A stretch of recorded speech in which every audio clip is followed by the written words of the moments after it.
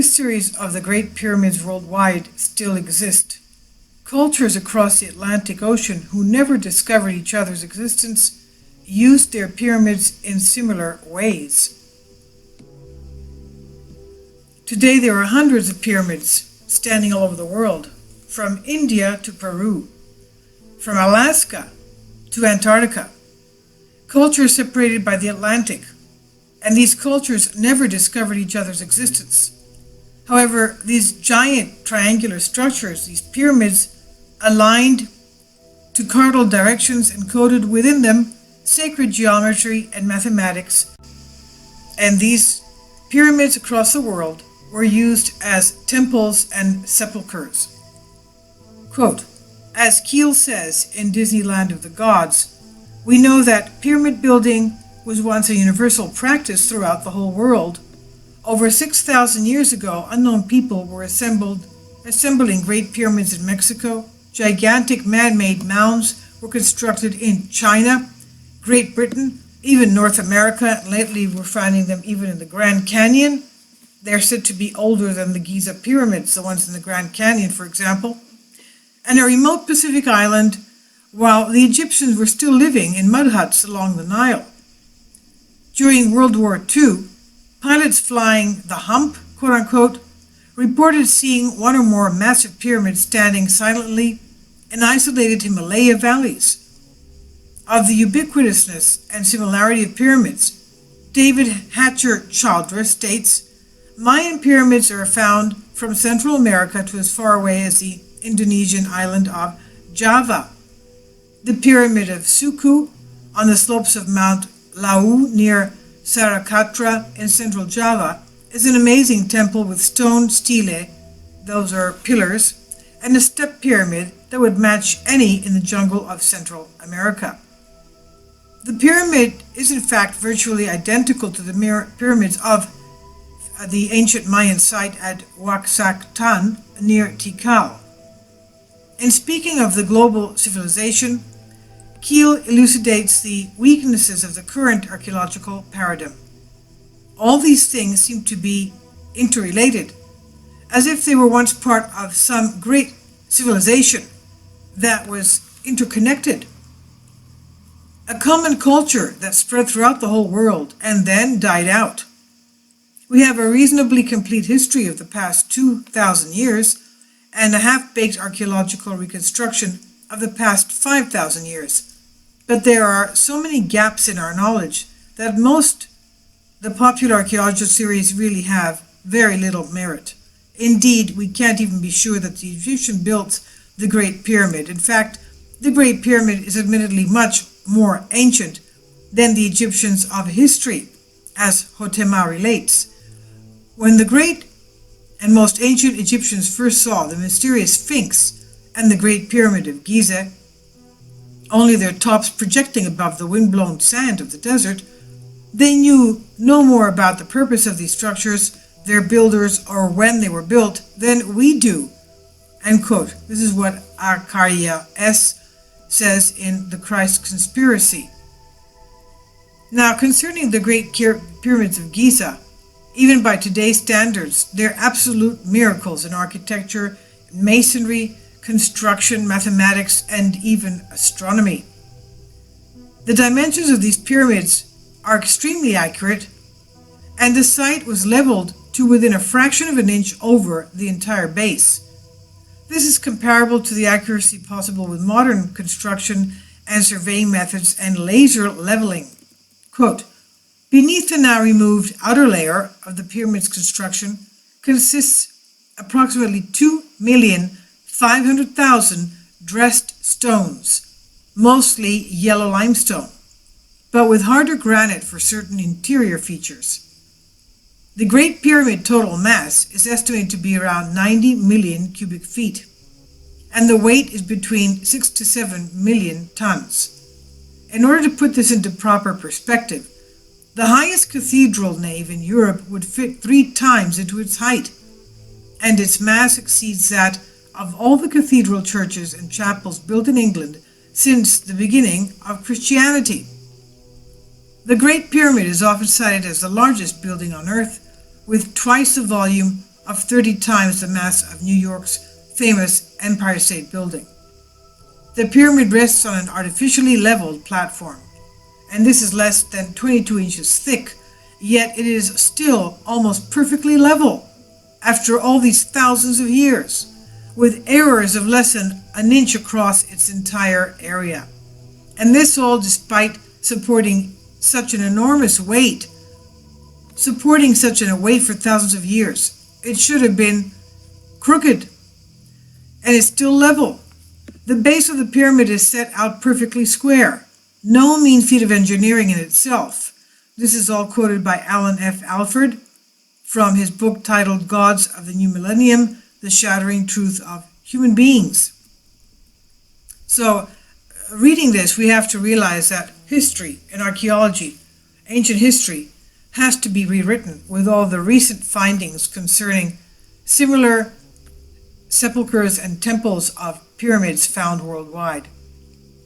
Up until the last millennium, the pyramids were covered completely with smooth, polished limestone casing blocks.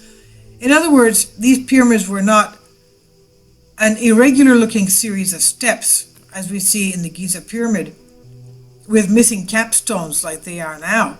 They were covered with 115,000 10-ton casing sheets of polished limestone fitted so perfectly that a razor's edge could not cut between the casings.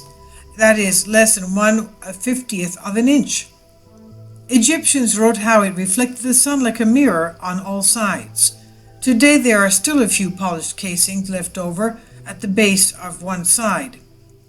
Quote, "Our first example of 20th century engineering in the Giza pyramids is the 6-sided limestone casing blocks, which were polished and precision, carved to perfectly fit with each other and the core stones, with joints measuring less than 1/15th of an inch. As if this was not incredible enough, all of those stones were found to be joined together with an extremely fine but strong cement, which had been applied evenly on semi-vertical faces across the surface, expanding over 21 acres on the Great Pyramid alone. The second example is the internal passage of the Great Pyramid. These passages have been measured countless times. They have all been found to be perfectly straight and no deviations. In the case of the descending passage of less than 1/50th of an inch along its masonry part, over a length of 150 feet, that is truly incredible. If one includes the further 200 feet of passage bored through the solid rock, that error is less than 1/4 of an inch. So that is an even greater feat of engineering of the highest precision, comparable with 20th century technology, but supposedly achieved 4,500 years ago. Example number 3 is the machining of granite within the pyramids. One of the first archaeologists to carry out a thorough survey of the pyramid was Petrie. He was particularly struck by the granite coffer in the king's chamber. The precision with which the coffer had been carved out of a single block of extremely hard granite struck him as quite remarkable. What did they use to carve this out with? We don't have those instruments today. Petrie estimated that diamond-tipped drills would need to have been applied with pressure of 2 tons in order to hollow out the granite box. It was not a serious suggestion as to the method actually used, but simply his way of expressing the impossibility of creating that artifact using 19th century technology. It's still a difficult challenge, even with 20th century technology, and we're supposed to believe that Khufu achieved this at the time when the Egyptians possessed only the most basic copper hand tools? End quote. This is by Alan Alford, again in his book entitled Gods of the New Millennium, The Shattering Truth of Human Origins. Now, under these pyramids are large tunnels, hundreds of meters deep, drilled into the limestone bedrock with almost perfect 90-degree angles, and this kind of drilling technology only exists in our current paradigm for under a century. So how were they drilling all this and chiseling and lifting all these megalithic structures? In a famous meeting with a panel of Egyptologists, the author of, quote, Giza Power Plant, end quote, this is Christopher Dunn, he brought a slab of granite, a hammer, and a copper chisel and asked for a demonstration of how Egyptians were supposed to have chiseled out a 1,000-ton granite obelisk using simple hand tools. After a few whacks at it, the copper chisel had a deep indent and not a chip of granite was displaced. So this is an experiment showing that it was totally impossible. Quote, Chris Dunn found that many artifacts bore the same marks as conventional 20th century machining methods, that is, sawing, lathe, and milling practices.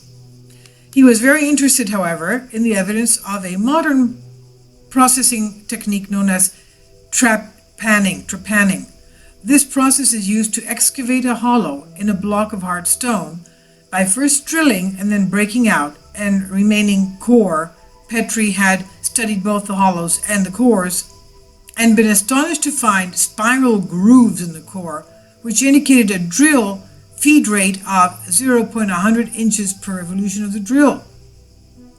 This initially seemed to be impossible.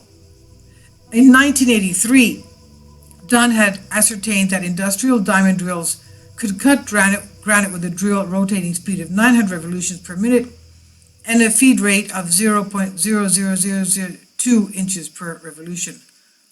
What these technicalities actually mean is that the ancient Egyptians were cutting their granite with a feed rate 500 times greater than our 1983 technology. This is again in Alan F. Alfred's book, Gods of the New Millennium, The Shattering Truth of Human Origins. Quote, on the granite core, the spiral of the cut sinks 1 inch in the circumference of 6 inches, a rate of plowing out which is astonishing. These rapid spiral grooves cannot be ascribed to anything but the descent of the drill into the granite under enormous pressure. This is what Flinders Petrie says in his book, The Pyramid and the Temples at Giza. Quote, wasn't it peculiar that at the supposed dawn of human civilization, more than 4,500 years ago, the ancient Egyptians had acquired what sounded like industrial-age drills, packing a ton or more of punch and capable of slicing through hard stones like hot knives through butter. This is by Graham Hancock in his book Fingerprints of the Gods. Quote, in the first and second pyramids at Giza, there are granite portcullises in the lower passage, which still baffle experts today. Firstly, their complex design suggests a use much more advanced than deterring robbers, the Egyptologist's explanation. It would take about 50 men to lift the portcullis slabs into place, yet the narrow corridors they're positioned into could have only been occupied by a few men at a time. This is what Flinders Petrie, in his book The Pyramids and the Temples at Giza, writes. The pyramids also encode very complex mathematics. These complex mathematics supposedly unknown to the simple ancient Egyptians at the time. To begin with, pyramids are located precisely on the 30th degree latitude and aligned to within 3 arc minutes of the true north. These are beyond coincidence, so it can be assumed that they could very accurately measure both latitude and longitude. The ratio of the Great Pyramid's height to its base perimeter is exactly pi 3.14.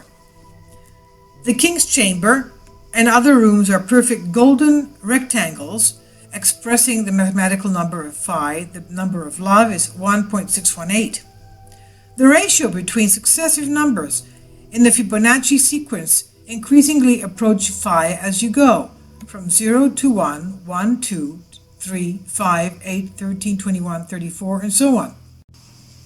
And these numbers create what is known as the fractal golden spiral. It looks like a conch shell. Establishment, or a cornucopia shell. Establishment Egyptologists say that these mathematical considerations are all coincidence, maintaining that ancient Egyptians didn't possess these concepts. But the reality is, the ancient Egyptians did possess higher advanced technology and mathematics, and they purposely encoded it into their construction, as so did the ancient Greeks, by the way.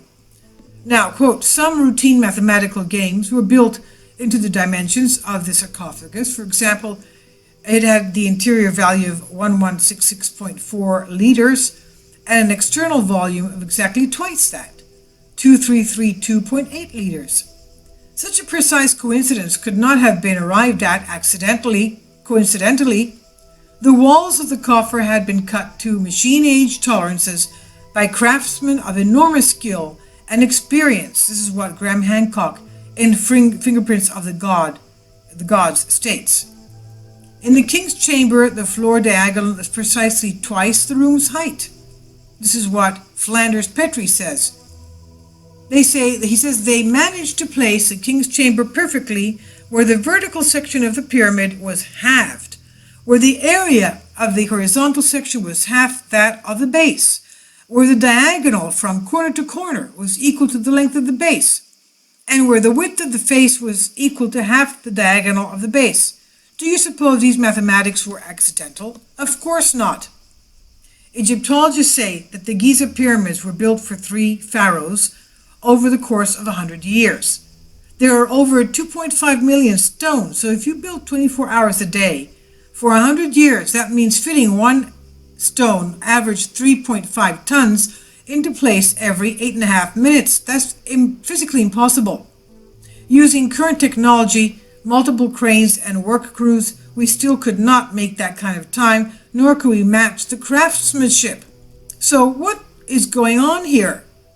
6 million tons of stone, underground channels, tunnels, chambers, corridors, 45 to 90 degree shafts, pies and phi ratios and golden rectangles and other mathematical inclusions, perfect cardinal alignments, right angles, astrological considerations, and flawless masonry. And all this after thousands and thousands of years without sinking under its very thin slab that it was placed on? How did ancient man, the whole world over, build these huge, magnificent pyramids? They stacked stones so heavy, many of which cannot be lifted into place with the cranes and technology machinery we have today. They quarried these stones from many miles away and fitted them together so seamlessly that you cannot fit a pin or a blade between them. Also in Egypt, tens of thousands of diorite bowls have been found with hieroglyphs engraved on them. Diorite is one of the hardest stones on the planet, harder than iron, yet intricate inscriptions have been made not through the use of chisels or scraping, but some unknown ancient technology. Whatever it was capable of etching lines 1 to 150th of an inch wide. Often it sets a parallel line separating a mere 1 to 1/30th of an inch. The same kind of workmanship that has been found in vases, urns, and other pottery unearthed in the Pyramid of Djoser. And Graham Hancock says, there was no technology known to have been available to the ancient Egyptians capable of achieving such results. Nor, for that matter, would any stone carving today be able to match them, even if he were working with the best tungsten carbide tools. The implication, therefore, is that an unknown or secret technology had been put to use in ancient Egypt. Now, concerning the Sphinx of Giza. Well, in the beginning, Egyptologists said that it was less than 5,000 years old. They've come now to the conclusion that it is much older than 10,000 years old based on the weathering alone of the stone. Geologists confirm that it has been eroded by massive amounts of water, which has not been present in the Sahara for at least 10,000 years, when they had a tropical climate. Egyptologists claim this weathering is just wind, sand erosion, but geologists like Robert Soch finds that very hard to swallow. Quote, in October 1991, Dr. Robert Soch, a geologist at Boston University, presented detailed evidence that the Sphinx was thousands of years older than the commonly accepted date of 2500 BC. His conclusion was based on the weathering profile of the limestone rock out of which the Sphinx had been carved. Visitors to the Sphinx today can clearly see the vertical weathering profile in the limestone trench around the Sphinx. This erosion, according to the science of geology, could only be the result of prolonged rainfall, in contrast to the dry weather experienced in Egypt since 2500 BC. Based on the climate evidence, Schoch estimated that the Sphinx had to be between 9,000 and 12,000 years old when the climate in Egypt was much wetter. This is Alan Alford, Statement Gods of the New Millennium, The Shattering Truth of Human Origins. Quote, in fact, although Egypt is often given the honor of being the originator of much human culture, the Egyptians themselves recorded that they were the inheritors of a great civilization that came from elsewhere. Indeed, the Egyptian culture seemingly appeared out of nowhere at a high level of development, as did the Sumero-Mesopotamian and South American. The fact is explainable if the citizens and civilians were advanced groups coming from elsewhere, from lands that had been destroyed by climate change, war, or other cataclysm. This is The Christ Conspiracy by Acaria. The man-made mountain in Mexico is a ziggurat 3 times the size of the Great Pyramid. The base length of the Pyramid of the Sun at Teotihuacan is almost identical in length to the base of the Great Pyramid at Giza. Where are those odds? Teotihuacan means the place where men become gods. They claim their pyramid and temples were instruments for transforming the soul after death, exactly as the Egyptians did. This theme is all over the ancient world. Ancient Tibetans, the Egyptians, the Native Americans, all had complex systems, multi-stage challenges for recently deceased souls to overcome in the afterlife. Specific stages of the difficult cultures' afterlife journeys even match up. The Mayans and the Egyptians both believed in stellar rebirth, where kings, pharaohs, and heroes died and are reborn as stars. Quote, archaeologists all over the world have realized that much of the prehistory as written in the existing textbooks is inadequate. Some of the time simply totally wrong. It has been suggested that the changes now at work in prehistory herald the shift of a new paradigm, made necessary by the collapse of the first paradigm. This is by Colin Renfrew in Before Civilization. I'll leave a link below for you for this.